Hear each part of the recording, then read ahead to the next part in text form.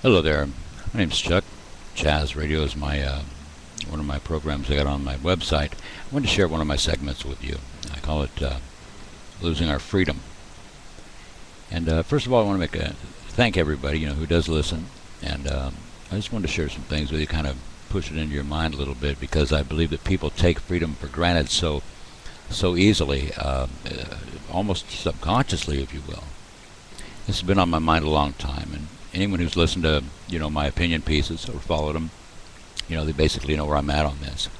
And if you haven't, give it a listen here. I want to talk about freedom, and not freedom in the general sense, but some very specific freedoms regarding the freedom that we have here. The basic five as Americans. The grace that we are given, if you will. The basic five are contained in our First Amendment of the Constitution, and I believe there's a reason that they are in the First Amendment. The order is tremendous here. In my opinion, it's obvious they wanted us to get it right from the very beginning. Okay, here they are. The freedom of speech. First Amendment says, excuse me, people have the right to speak freely without government interference. We don't need a college education to understand this. Okay, this is from the very beginning. Okay, let's move on. That's simple enough.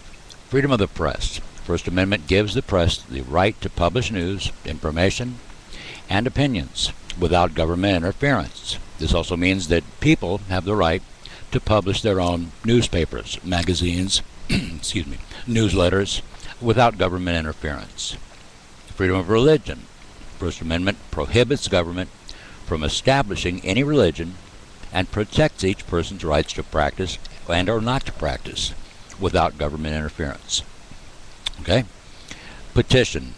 The First Amendment guarantees, it says that people have the right to appeal to the government in favor and or against policies that affect them or that they feel strongly about. Now, this freedom includes the right to gather signatures in support of a cause and to lobby a legislative bodies for or against, if you will, this legislation. Now, assembly. It's very important. First Amendment says that people have the right to gather in public, to march, to protest, to demonstrate, carry signs, and otherwise express their views in a nonviolent way. It also means that people can join and associate with groups and organizations without interference. It also means, I want to say this as a footnote, freedom of the press, religion, and the petition are very important freedoms, okay? But right now I just want to talk about freedom of speech and assembly, because these are the first two that are obviously being attacked.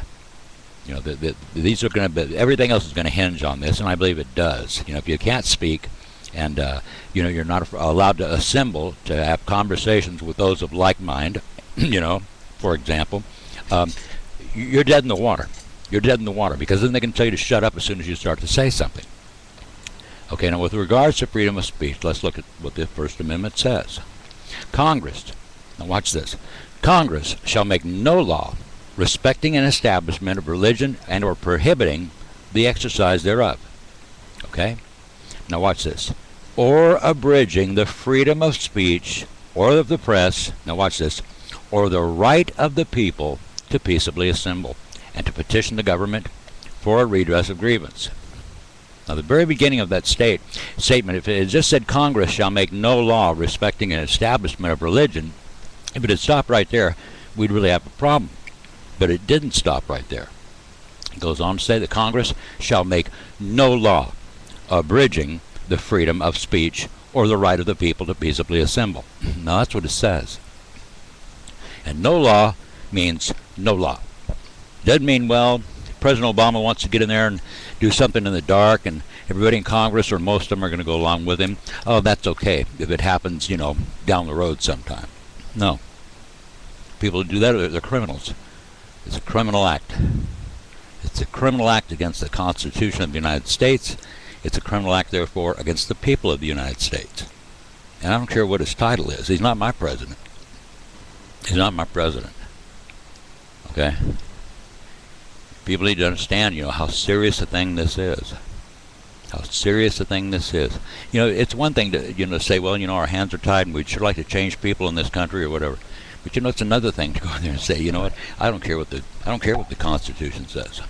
I'm just going to violate it. I'm going to violate it because I can get away with it. I don't know.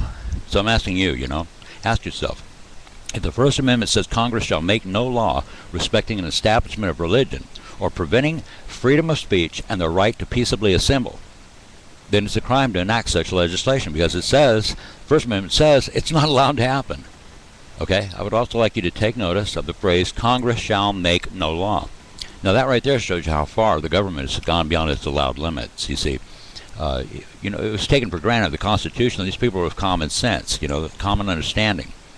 It was common sense and understanding that the president needs congressional approval for a great deal of things, and this isn't even one of them. He can't even get approval for this.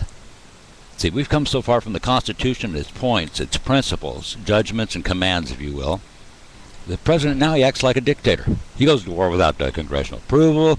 He hires a bunch of people to spy on Americans. He orders the assassination of people. He makes fun of, Jesus Christ on stage. I mean, he does the whole deal, gives us the Muslim speech. And I got nothing against Muslims. I just don't think we need one in America as far as the president goes. That's all. I wouldn't go over to Iraq or somewhere and try to run for president over there. I know better.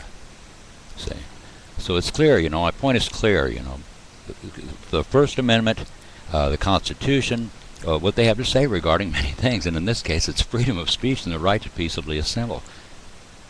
That's a right given to us according to the Constitution, whether you believe in it or not, by God. Who is this man to take this away from us? And these career politicians, it's a criminal act. The President and Congress are guilty of a crime. They're criminals according to the Constitution. And that sounds like strong language. And it is, because it's strong crime against the Constitution and against the American people. And there's no greater crime. Before I close, I appreciate it if you'd give me a ring, give me some feedback. You're welcome to contact me. There's information on my website for that. It's www, all one word, heavencanbefound.com. All lowercase. Thanks a lot, and you guys keep the faith, man.